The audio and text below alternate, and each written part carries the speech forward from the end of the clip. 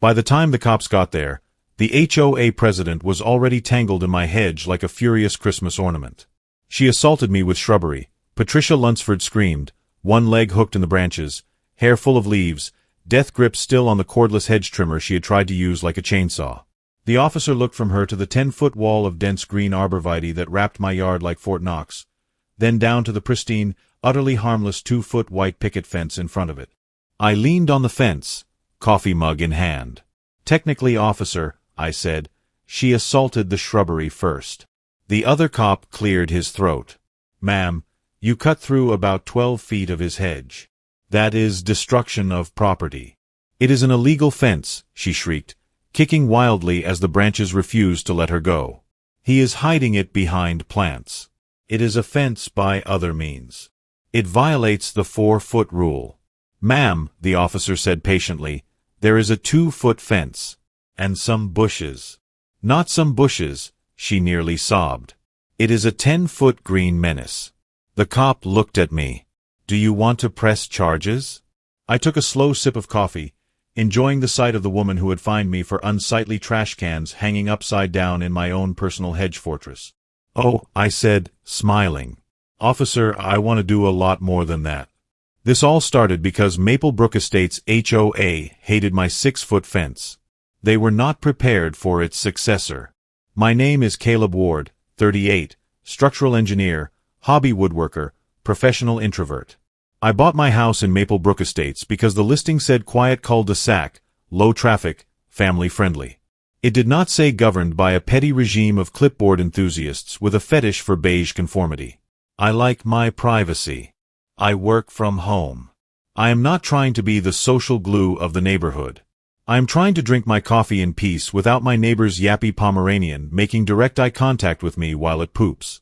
So after a month of watching dog walkers stare directly into my living room windows, I did what any sane person does. I built a 6-foot wooden privacy fence around my backyard. Sturdy, straight, nicely stained. Zero structural issues. Looked like something from a fencing catalog. Then I met Patricia Lunsford, HOA president, full-time menace. Patty was in her late 50s with a power walk strut, aggressively highlighted hair, and a voice permanently set to public shaming. She treated Maple Brook Estates like a tiny dictatorship where the Constitution was replaced with a 3-ring binder labeled CC and RS, property values first. She showed up the day after I finished the fence, appearing at my door like an overly perfumed summons. Mr. Ward, she said without introduction, eyes already peering past me into my entryway, we need to talk about your structure. My fence, I asked. She handed me a paper with a triumphant little flick. Section 7.2.3. No fence over 4 feet in height may be constructed without written approval of the Architectural Review Committee. I blinked. It is in the backyard. Backyard, front yard, spiritual yard, it does not matter, she said. Your fence is 6 feet. That is 2 feet of unauthorized verticality. Is that an actual phrase in the rules? I asked. Her smile went razor thin. You will receive an official notice. She walked away like the episode was over. Spoiler, it was not. The first violation notice arrived 3 days later, printed on cream paper with a tasteful maple leaf watermark. Immediate action required. Unapproved fence. Remove or reduce fence to 4 feet within 14 days or incur fines of $25 per day. I read it, sighed, and pulled out the bylaws I had foolishly assumed I would never need. There it was. 4-foot maximum without written approval. The previous owner had a chain link thing at 3 feet, so I had nothing grandfathered in. Okay. Annoying, but not the end of the world. I emailed. Hi Patty. Fence is in the backyard, not visible from the street except at an angle. Can we do a retroactive approval? She responded at 3:07 a.m. Caleb, the height alone creates a sense of fortress hostility which is inconsistent with the open, neighborly aesthetic of Maple Brook. Also, your stained wood is not in the approved neutral fencing palette. See Appendix C. Application denied. The fines started. $25 per day turned into a growing total tagged to every friendly reminder to comply. Apparently, my desire to not have strangers see me in gym shorts was a threat to property values. Patty escalated. She emailed the entire neighborhood about a resident who insists on erecting a non-compliant barrier. She took pictures from the sidewalk and attached them to an HOA newsletter titled Know Your Rules. She sent me a courtesy suggestion for a more community-forward solution. A 3-foot white picket fence with open visibility and a low hedge maintained at 2 feet. The one thing she did not know: I actually read things for a living. So while she threw CC and RS at me, I sat down with a highlighter and a notebook and read them like they were a structural load chart. There were pages and pages about fence height, fence color, fence materials. There was one tiny paragraph about landscaping should be maintained in an orderly fashion. Nothing, literally nothing, about maximum plant height. The next HOA letter upped the ante. They scheduled a hearing about my fence. If I did not remove it, they threatened a lien. At the hearing, which was just 4 people in folding chairs who already hated my fence, Patty announced, the board has voted. The fence must be reduced to 4 feet within 10 days. This is not negotiable. I looked around at the panel of beige cardigan tyrants and smiled. Okay, I said. I will take it down. Patty actually looked disappointed. You could tell she had been warming up for a legal fight. But she had no idea that I am at my calmest right before I flip a problem inside out. I spent the weekend dismantling my beautiful 6-foot fence while Patty Power walked past every 30 minutes, pretending not to stare while obviously taking mental victory laps. I cut every panel down to 2 feet. Knee height. Comically low. Basically decorative. I even repainted it a nice, friendly white from the approved palette. I emailed a picture to the HOA. Fence now at 24 inches. Compliant with Section 7.2.3. Signed, Caleb. No response from Patty for 3 days. Probably because she was processing the real problem. A 2-foot fence does not block anything. Then, the Monday after the fence came down, a flatbed truck arrived. On it, 48 10-foot tall arborvitae. Thick, lush, evergreen, privacy incarnate. I had done my homework. They were technically landscaping, not a structure. City code had no tree height restriction on private property in our zone. HOACC and RS had not a single line about maximum hedge verticality. I had a landscaper plant them exactly 1 inch inside my property line, running parallel to my now approved 2-foot fence. When they were done, my yard looked less like suburban backyard and more like witness protection safe house. The next day, I was in my living room, enjoying my new green wall, when my Ring camera chimed. Patty, in full visor and fury, appeared at the gate, breathing like she had just sprinted. She did not ring the bell, just stood there, staring at the hedge, jaw working. 2 hours later, I got the email. Caleb, your recent landscaping has created a visual barrier inconsistent with our community's open character. The hedge functions as a fence and violates the spirit of Section 7.2.3. Please reduce or remove it within 10 days. Patricia Lunsford, HOA President. I replied. Patricia, Section 7.2.3 regulates fences, not shrubs. Happy to comply with any written rule about plant height that existed when I purchased the home. Signed, Caleb. She did not like that. Within a week, I had a landscaping violation notice citing a rule that did not exist. A flyer slipped into my mailbox accusing me of creating a hostile perimeter.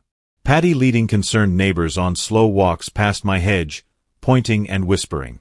She sent someone to inspect while I was quote-unquote at work, not knowing my security cameras cover everything. Her landscaping committee guy stepped inside the hedge line, on my property, poking at the trunks with a tape measure, mumbling. That was when I looped in 2 people. A certified arborist from the city, and a real lawyer who understood the phrase slander of title and arbitrary enforcement. Because if Patty wanted to turn shrubs into war, I was going to turn shrubs into exhibits. The city arborist, Dana, came out 2 days later. She walked the line of trees, checked my survey stakes, and reviewed the local ordinances. These are fine, she said. You are well within code. Nice hedge, actually. Is there anything in city law about maximum hedge height? I asked. Nope, she said. We care if it blocks intersections or sightlines on public roads. This is entirely on your property. Would you mind putting that in writing? She did. On official city letterhead. At the same time, my lawyer, Elliot Grayson, went through the HOA's documents with the same level of clinical detachment I use on load calculations. He found exactly what I had. No rule about vegetation height. What he did find was more interesting. Multiple emails from Patty to the board where she called my hedge a provocation and a challenge to our authority. Notes from an executive session where she floated the idea of hiring a contractor to trim back my hostile trees without my permission.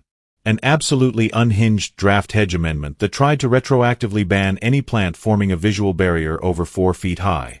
They had not passed it yet. So when the next violation letter arrived, claiming I was obligated to reduce hedge height to no more than 4 feet, Elliot sent a response on his firm's letterhead. The association has no existing covenant regulating plant height. Any attempt to enforce non-existent rules or trespass for the purpose of altering my client's landscaping will result in legal action for harassment, trespass, and damage to property. Patty, predictably, doubled down. She called an emergency HOA meeting at the clubhouse. I went, mostly for the entertainment value. She stood at the front with a PowerPoint titled The Hedge Problem, a Threat to Maple Brook. Slide 1 was a photo of my hedge from 3 angles, red circled like a crime scene. This, Patty declared, cannot stand. If we allow one person to build a 10-foot plant wall, what is next? 12 feet.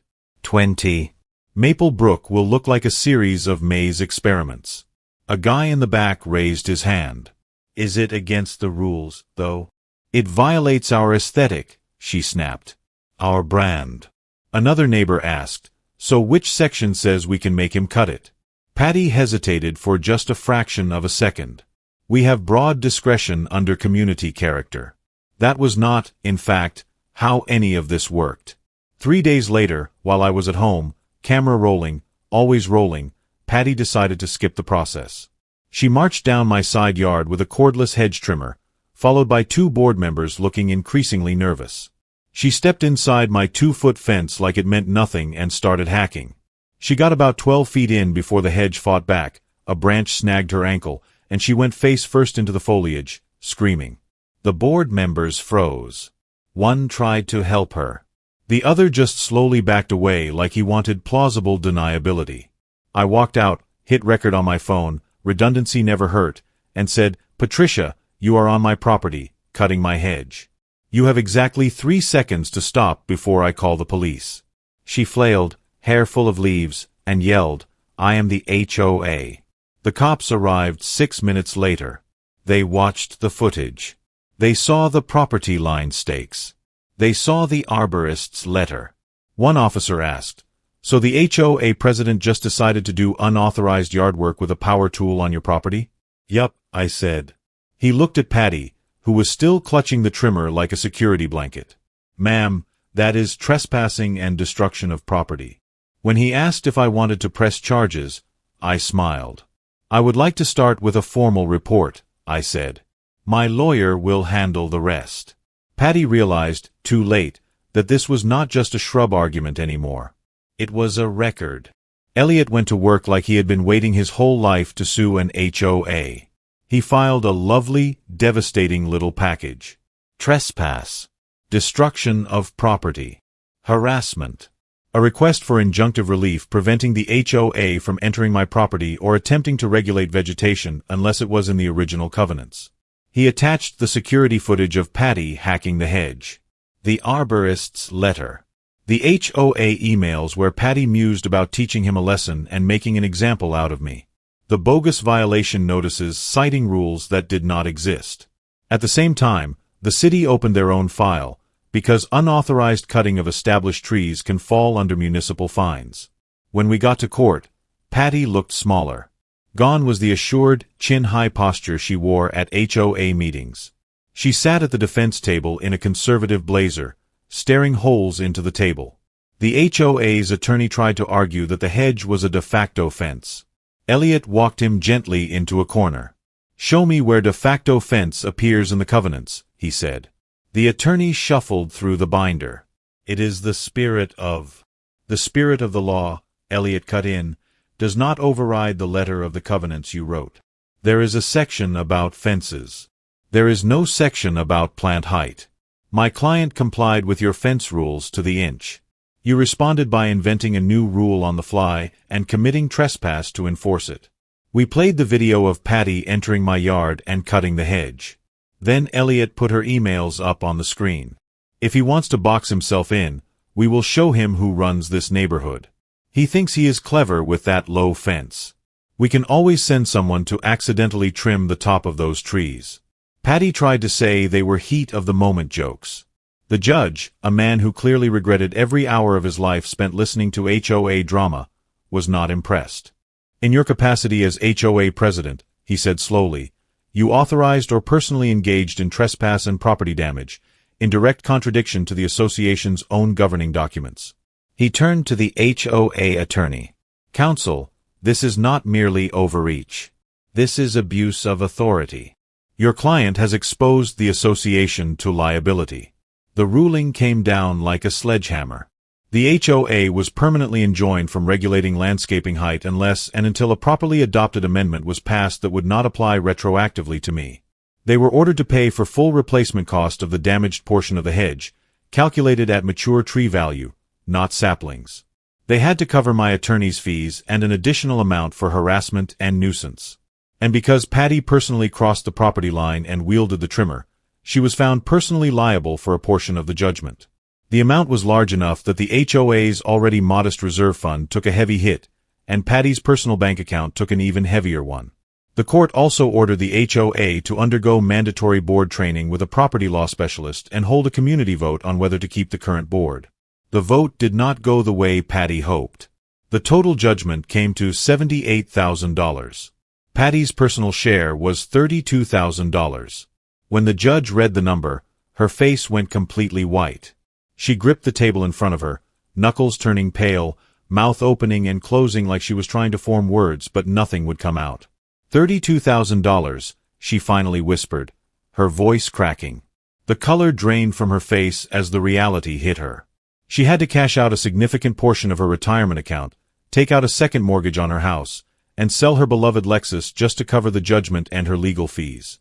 At the community vote 2 weeks later, she was removed as HOA president by a margin of 43-7.